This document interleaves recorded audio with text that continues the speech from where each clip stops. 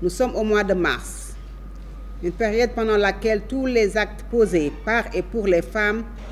portent l'empreinte et la symbolique de la Journée internationale des droits de la femme.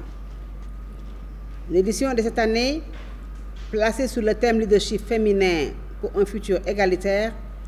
intervient dans le contexte de la crise sanitaire liée à la COVID-19, sans laquelle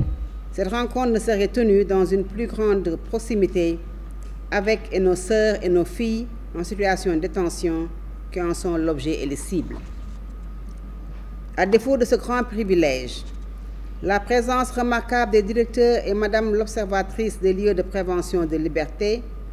nous assure que notre message de compassion, de solidarité et d'encouragement leur parviendra dans toute sa plénitude, son exhaustivité et dans toute sa chaleur féminine.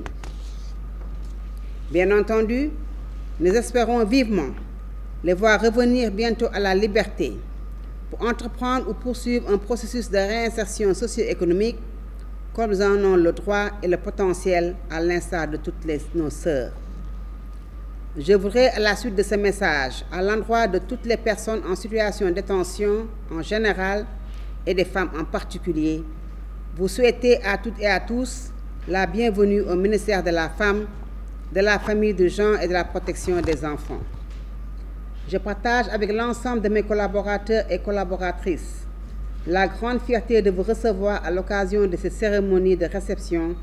d'un appui du Bureau régional pour l'Afrique de l'Ouest du Haut Commissariat des droits de l'homme en faveur des femmes en détention. Et par sa composition, qui vient décliner et son utilité, cet appui important que j'apprécie bien représente une contribution aux efforts consentis par notre pays pour protéger les femmes détenues contre les effets de la COVID-19. Au-delà de la symbolique très forte qui s'y rattache, c'est assurément une nouvelle illustration de la bonne collaboration existe entre le gouvernement du Sénégal et le HDCH, entité des Nations Unies dédiée à la protection et à la promotion des droits humains pour toutes les personnes, sans discrimination et dans toutes les situations d'existence de l'être humain. C'est donc pour moi le lieu de vous remercier très sincèrement, Monsieur le représentant régional, pour votre engagement et votre constance dans l'action, hautement appréciée ici, mais aussi très déterminante dans la mise en œuvre en cours du projet d'éradication des phénomènes dangereux et inacceptables de l'errance et de la mendicité des enfants dans la rue. J'espère et souhaite vivement que ce compagnonnage puisse se poursuivre et se consolider dans le cadre du programme de protection d'urgence des enfants en situation de vulnérabilité contre la COVID-19, zéro enfant dans la rue. Mais pour rester dans le sujet du jour, il me plaît de rappeler que cette cérémonie s'inscrit dans le cadre de la mise en œuvre du projet Initiative Femmes en détention dans le cadre de la COVID-19, qui a pour objectif de contribuer à l'atténuation des effets des différentes mesures prises visant à prévenir l'irruption du virus dans les lieux de détention des femmes. Pour ce rapport, l'initiative Femmes en détention, dans le cadre de la COVID-19, est bien alignée sur le programme de résilience économique et sociale défini par le chef de l'État, son Excellence M. Macky Sall, et qui a permis à notre pays d'atténuer les impacts lourds de la crise sanitaire sur nos concitoyens et concitoyennes.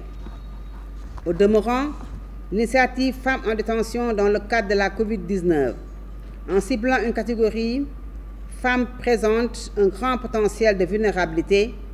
relève du même registre que le plan sectoriel de riposte du département qui visait les ménages à faible revenu, les femmes victimes de violences, les femmes veuves ou chefs de ménage, les femmes malades, entre autres. Enfin, je constate pour le magnifier, encore que ce projet est en parfaite harmonie